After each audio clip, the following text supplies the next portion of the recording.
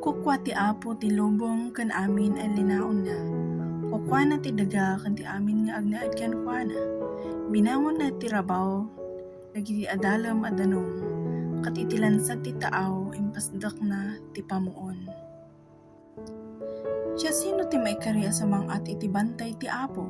Siya sino ti mapalubusan a sumrak iti nasantuan a templo na? Tinadalos ti aramid na kan ti panunot na. Tinatarnaw ti puso na, tinapasnak nga agserbi iti kinapudno, kan ti saan nga agulbud.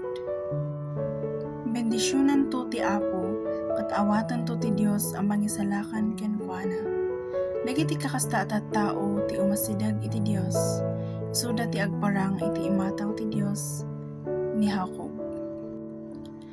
Ilokatyo a naimbag dagiti ruangan, loktanyo dagiti ridaw a kadaanan, kat pasrakan nyo ti ari a naindaklan. Siya sino daytoy naindaklan nga ari? Isu ti Apo a nabilag ka napigsa. Ti Apo a maingal iti paggugubatan. Ilokatyo a naimbag dagiti ruangan. Loktan nyo dagiti ridaw a kadaanan, kat pasrakan nyo ti ari a naindaklan. Siya sino daytoy naindaklan nga ari? Ti Apo ang manakabalin amin, isu ti naindaklan nga ari.